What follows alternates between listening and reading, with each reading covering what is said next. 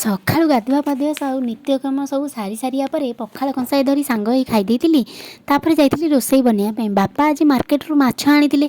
ମାଛ ତ ତରକାରୀ ହେବ, କିନ୍ତୁ ମୁଣ୍ଡଟାକୁ ଦେଖିକି ମନ ହେଇଥିଲା ଆଜି ମୁଣ୍ଡ ଛିଞ୍ଚେଡ଼ା ବନେଇବା ପାଇଁ। ସେଥିପାଇଁ ପୁରା ପ୍ରସ୍ତୁତିରେ ଲାଗି ପଡ଼ିଥିଲି। ମୁଣ୍ଡକୁ ଧୋଇ ଦେଇକି ଆଣିକି ପୁରା ଲୁଣ ହଳଦୀ ଗୋଳେଇ ଭାଜି ଦେଇଥିଲି। ପରିବା ଯାହା ପକେଇବି ତାକୁ ବି ଭାଜିକି କାଢ଼ି ଦେଇଥିଲି। ତେଲ ପକେଇ ତା ଦେହରେ ଟିକେ ଚିନି ପକେଇଥିଲି, କାହିଁକିନା ଚିନି ପା ପକେଇଲେ ତରକାରୀର କଲର୍ଟା ଭଲ ଦେଖାଯିବ ବୋଲି।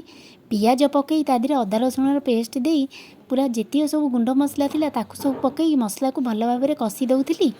ମସଲା କଷିଲା ପରେ ତା ଦେହରେ ଟିକେ ଟମାଟର ପକେଇ ଦେଇଥିଲି। ଟମାଟର ପକେଇ କଷି ସାରିବା ପରେ ଲୁଣ ଦେଇଥିଲି ସ୍ୱାଦ ଅନୁସାରେ। ତାପରେ ଡାଲିକି ରଖିଥିଲି ସିଝେଇ ତାକୁ ବି ଦେଇଥିଲି ପକେଇ।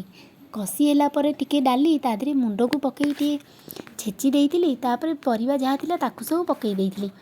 ପାଣି ଦେଇକିନା ଏପଟେ ପୁରା ତରକାରୀ ମୋର ରେଡ଼ି ହେଇଯାଇଥିଲା। ଆଉ କାଳର ବିଳମ୍ବ ନ କରି ମୁଁ ଯାଉଛି ଖାଇବା ପାଇଁ। ରହିଲି, ନମସ୍କାର, ବାଏ ବାଏ।